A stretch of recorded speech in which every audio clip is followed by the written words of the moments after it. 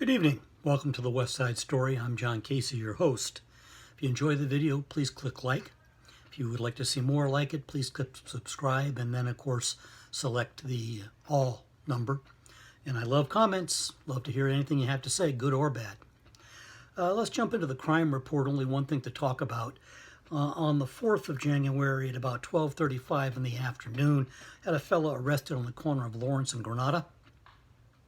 Looks like he was originally pulled over for a traffic issue, and when they got the guy outside of the car, they discovered that he was a convicted felon in possession of a stun gun and brass knuckles, which are both illegal for felons in California, and unless it's changed, brass knuckles are illegal for everybody. He also had drug paraphernalia and drugs, so I think this fellow's probably going away for a while. In the past, I tried to give you a heads up about some of the things that are going on, both in the Park and Recreation Department and the library. They have increased their volume of programs that is now to the point where all I can say is check out their websites. They're doing a great job, a lot of individual classes, and about some things you might not expect. They are doing the webinar on how to qualify for low-income housing. Again, that's very well received. They're doing a webinar on the redistricting process that we'll talk about in a minute. And it's just kind of an interesting collection. So if you get some time, check them out. A lot of the courses are free and, as I say, quite valuable.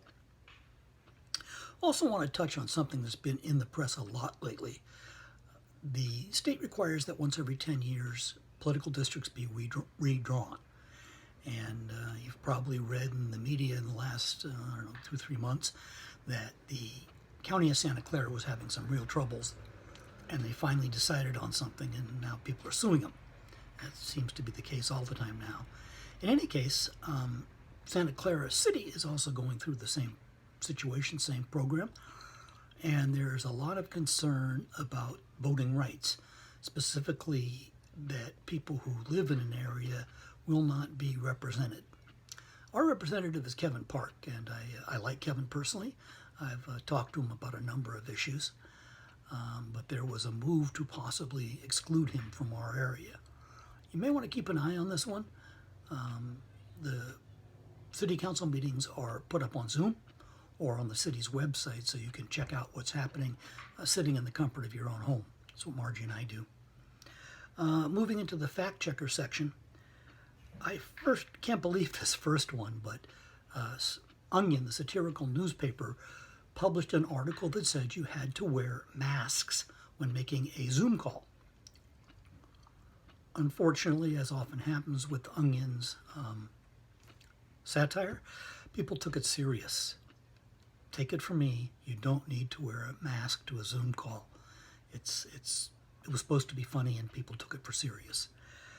The other one that's coming around lately, and I'm not exactly sure why, is there's sort of an old wives' tale that if you put part of a clove of garlic in your ear, it will cure earaches and headaches.